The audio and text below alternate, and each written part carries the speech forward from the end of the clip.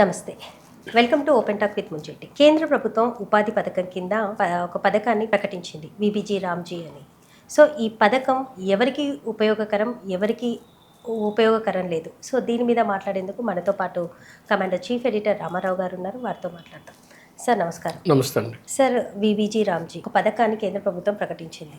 So మిగతా రాష్ట్రాలతో పోలిస్తే తెలుగు రాష్ట్రాల్లో అది కొంచెం తక్కువగానే ఉంది. సో ఏంటి సార్ ఈ ఉపాధి పథకం అంటే ఏంటి? గ్రామీణ ఉపాధి పథకం అనేది గ్రామస్థాయి రైతు కూలీల కోసం ఏర్పాటు చేసిన ఒక అద్భుతమైన పథకం అండి. అంటే వాళ్ళకి పని కల్పించాలి. పని కల్పించడం ద్వారా గవర్నమెంట్ ఏం చేస్తుందంటే వాళ్ళకి డబ్బులు ఇస్తుంది. ఆ డబ్బులతో వాళ్ళ కుటుంబ జీవనం సాగాలి. ఇప్పుడు ఒకవేళ గవర్నమెంట్ పని కల్పించలేదనుకోండి, వాళ్ళకి పని అంటూ లేకపోతే ఇక డబ్బులు ఎక్కడి నుంచి వస్తాయి? సో దాంతో ఏమవుతున్నాయి, చాలా మట్టుకు వలసలు బయలుదేరుతున్నాయి. అంటే ఆ గ్రామాన్ని వదిలేసి గ్రామానికి వెళ్ళడమా, లేదంటే పట్టణానికి వెళ్ళిపోవడమా, ఇంకొక పక్క రాష్ట్రాలకు వెళ్ళిపోవడమా జరుగుతుంది. పనికి ఆహార పథకం ఏదైతే ఉందో, ఉపాధి ఆహార పథకం ఏదైతే ఉందో, ఈ ఉపాధి పథకం వలన ఈ వలసలు తగ్గాయి, చాలా మట్టుకు బాగా తగ్గాయి. ఎందుకంటే ప్రతి రైతు కూలి కనీసం 100 రోజులు పని దొరుకుతుంది. 100 రోజులు పని దొరుకుతున్నప్పుడు ఒక 7,000 రూపాయలు తనకి ఉపాధికి వస్తుంది నెలకి.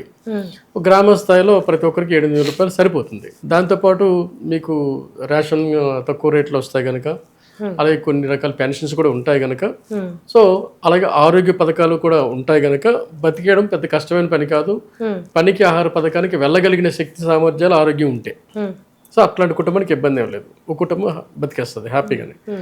అందుకు ఆ కుటుంబాలను పెంచి పోషించడం కోసం ఏర్పాటు చేసిన ఇది అద్భుతమైన పథకం అండి. అయితే ఈ పథకంలో అనేక సమస్యలు రావడం స్టార్ట్ అయ్యాయి. ఫస్ట్ ఏంటంటే, ఈ పథకం సద్వినియోగం అవుతుందా దుర్వినియోగం అవుతుందా అంటే, ఒక గ్రామ స్థాయికి మనం వెళ్ళామనుకోండి, అక్కడ మనకి కొన్ని కొత్త కొత్త పోకడలు కనిపిస్తాయి. ఇప్పుడు పనికి ఆహార పథకం అనేది ప్రభుత్వం ఆ ఏరియాలో ఆ ప్రాంతంలో ఒక పని అనుకుంటుంది, ఆ పనిని కంప్లీట్ చేస్తుంది. అది ఎలాంటిదంటే, ఒక వాగుని తవ్వడం లాంటిది, లేదు చిన్న కొత్త కాలువను తవ్వడం లాంటిది, లేదా ఉన్న కాలువను పూడ్చడం లాంటిది, లేదంటే ఇంకేదో కట్టడం లాంటిది, ఇంకేదో చేయడం, ఇది అంటే పని కల్పించడం లాంటిది అనమాట. దాంతో ఎలాగూ ఒక 100 రోజుల పని మనకు ఉంది. ఆ ప్రాంతంలో వ్యవసాయ భూములు ఉంటాయి కదా, అది పండించే రైతులు ఉంటారు కదా, ఆ పని ఎవరు చేస్తారు? అదే క్వశ్చన్ సార్. యాక్చువల్లీ ఇప్పుడు ఉపాధి పథకం కింద గవర్నమెంట్ అయితే వాళ్ళకి పని కల్పిస్తుంది, అది ఒక మంచి విషయమే, నేను కాదనను.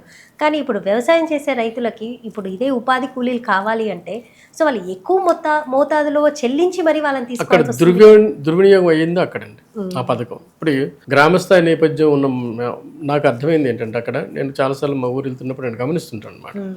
ప్రతి వ్యవసాయ కూలి ఎంత డిమాండ్ చేస్తున్నాడంటే, అక్కడి నుంచి ఆ పని వదిలేసి ఇక్కడ రావాలంటే డబల్ ఇవ్వాల్సి వస్తుంది రైతు. ఒక 1,000 రూపీస్, ఒక 1,000 రూపాయలు రోజుకి ఇవ్వాల్సి వస్తుంది. 1,000 రూపాయలు ఇవ్వడమే కాకుండా అతనికి ఇతరత్ర అంటే ఏంటి, పని చేస్తున్న చోట టీలు ఇవ్వడము, కాఫీలు ఇవ్వడము, లేదంటే భోజనం పెట్టడము, లేదంటే ప్లీజ్ చేయడము, ఇట్లాంటి అంటే నువ్వు అభిమానంతో రావాలి 1,000 రూపాయలు తీసుకోవాలి. ఆ స్థాయికి ప్రతి రైతు వచ్చేసాడు. ఓకే, రైతు ఈ కూలీకి 1,000 రూపాయలు ఇస్తున్నప్పుడు అతని పంట గిట్టుబాటు ధర రాకపోతే అతని పరిస్థితి ఏంటి? అవును, ఇక్కడ రైతే కదా నష్టపోయేది. రైతుతో పాటు సమాజం నష్టపోతుంది, సమాజంతో పాటు దేశం నష్టపోతుంది. ఎందుకంటే పంట పండించి ఆయనే కదా. సో గిట్టుబాటు ధర రావట్లేదు. సో రైతు రెండు పక్కల ఇబ్బంది పడుతున్నాడు. ఇటు పక్కేమో కూలీకి ఎక్కువ ఇవ్వాల్సి వస్తుంది, ఇంకో పక్కేమో తన పండిన పంటకి గిట్టుబాటు రాక ఇబ్బంది పడుతుంది. దాంతో అనేక కౌలు భూములు ఖాళీగా ఉన్న రోజులు కనిపిస్తున్నాయి. ఇప్పుడు కౌలు చేయడం రావట్లేదు. వ్యవసాయం ఎక్కడ ఉంది సార్? చాలా తగ్గిపోయింది.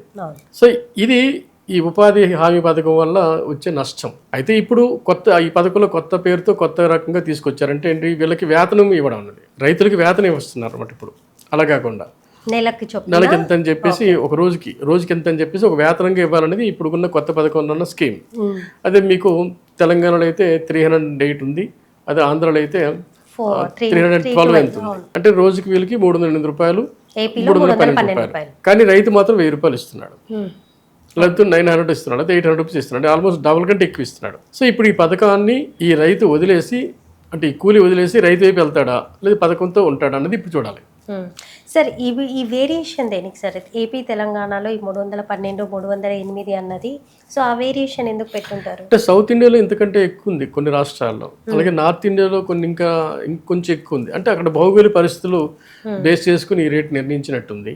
ఇప్పుడు ఆంధ్ర తెలంగాణ తీసుకోండి, ఫెర్టిలైజర్ ల్యాండ్ ఎక్కువ ఉంటుంది అక్కడ, గోదావరి అని, లేదంటే వ్యవసాయ భూములు ఎక్కువ టైం ఉండడం లాంటిదనో, లేదా సంథింగ్. అలాగే ఇక్కడేమో పొడి నేల ఉంటుంది తెలంగాణలో ఎక్కువ వరకు. ఇక్కడ వాణిజ్య పంటలు ఇక్కడ కొన్ని ఉంటాయి. అంటే ఇక్కడ భూమి నేను అనుకోవడం దాన్ని బేస్ చేసుకుని ఇస్తున్నారేమో అని చూడాలి. ఇప్పుడు హిమాచల్ ప్రదేశ్లో చాలా ఉంది, 700 రూపీస్ అంత ఉంది. అక్కడ కొండలు ఉంటాయి, దాన్ని బేస్ చేసుకుని ఈ రేట్ ఏదో ఫిక్స్ చేసినట్టు కనిపిస్తుంది మనకి. అలాగే అనుకోవాలి ఏదో ఒక ఇప్పుడు ఇదంతా ఒక థింక్ ట్యాంక్ నిర్ణయించే రేట్లు ఇవన్నీ. వాళ్ళకి ఒక ఖచ్చితంగా ఒక విధి విధానాలు ఏర్పాటు చేసిన తర్వాత ఈ రేట్లు నిర్ణయిస్తారు. కాబట్టి మనకు అంత ఇబ్బంది లేదు. సో అందులో ఏమి ఈ రాష్ట్రానికి అన్యాయం జరిగింది, ఆ రాష్ట్రానికి మేలు జరిగింది, లేదా ఈ రాష్ట్రం ఇంకొకటి ఇక్కడ ఆ అధికార పార్టీ ఉంది కనుక అక్కడ ఎక్కువ ఇచ్చారు ఇలా అనుకోవడానికి ఆస్కారం లేదు. ఒకవేళ అలా అనుకుంటే ఏ రాష్ట్ర ప్రభుత్వం అయినా సరే తమ కూలీల కోసం కోర్టుకు వెళ్తుంది, తెచ్చుకుంటుంది. అది పెద్ద ఏదైతే సరే గవర్నమెంట్ ప్రకటించిన ఏ ఉపాధి హామీలైనా కానీ ఇక్కడ రైతులకు కానివ్వండి, జనాలకు కానివ్వండి, ఎలాంటి ఆపద కలగకుండా అంటే ఎలాంటి దుర్వినియోగాలు చేయకుండా ఉంటే అది అందరికీ మంచిదే అని కోరుకుందాం. కానీ ఒక చిన్న విషయం అండి, ఇప్పుడు ఈ పథకమే తీసుకోండి. ఇప్పుడు 308 రూపీస్ వస్తుంది తెలంగాణలో, అక్కడ ఇంకొక 4 రూపాయలు ఎక్కువ వస్తుంది. అంటే సుమారుగా 100 రోజులు 125 రోజులు పథకానికి ఒక్కొక్కరికి అలౌ చేస్తుంది ఈ పథకం. 125 రోజుల్ని 125 డేస్లో వీళ్ళకి ఆల్మోస్ట్ ఎంత వస్తుంది? ఒక 30,000 రూపాయల పైన వస్తుంది, చిల్లర వస్తుంది. ఇది 300 రోజులకి మనం పంచామనుకోండి, అంటే సంవత్సరం అంతా పంచితే మళ్ళీ 8-9 రూపాయలు ఒక్కరు కూడా వెళ్ళరు కదా, 2-3 వెళ్తారు ఈ ఉపాధి హామీ కింద. కాబట్టి ఈ పథకం కనుక సద్వినియోగం అయితే రైతు కుటుంబాలు కానీ రైతు కూలీలు కానీ సుసంపన్నం అవుతాయి. అంటే వాళ్ళకి కొనుగోలు శక్తి పెరుగుతుంది. కొనుగోలు శక్తి పెరిగిన తర్వాత ఇక్కడేంటి, అతను అక్కడ ఉన్న చిన్నకారు సన్నకారు రైతుల పరిస్థితి ఏంటి? ఈ పథకం ఇంకొంచెం దెబ్బతీస్తే ఉన్న భూమి కూడా సాగు చేయడం మానేస్తారు, వ్యవసాయం అయితే దెబ్బతింటుంది. ఇది గవర్నమెంట్ ఎందుకు ఆలోచించట్లేదో మనకు తెలియదు. వీళ్ళకి వేతనం లాగా ఇవ్వగలిగితే, ఖచ్చితంగా డబ్బులు ఇవ్వగలిగితే, నా ఉద్దేశం ఏంటంటే ఇంకా పదే నేను చెప్పేది ఏంటంటే వీళ్ళకి కొన్నిసార్లు వీళ్ళు చేస్తున్న పని కూడా పెద్దగా సమాజానికి ఉపయోగపట్టలేదు, దేశానికి ఉపయోగపట్టలేదు. మనం చాలాసార్లు గమనిస్తున్నాం.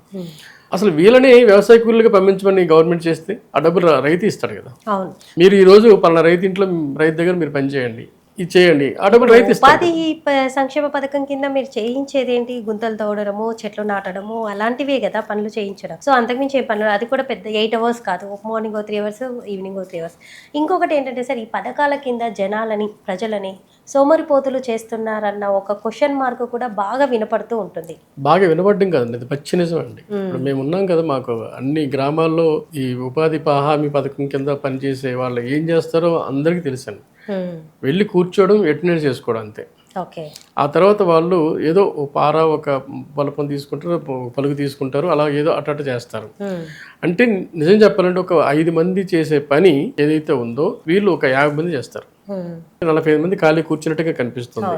వీళ్ళు ఒక చెట్టు కింద కూర్చోడమో, కబుర్లు చెప్పుకోవడమో, ఏదో పిక్నిక్ వెళ్ళినట్టు కనిపిస్తుంది.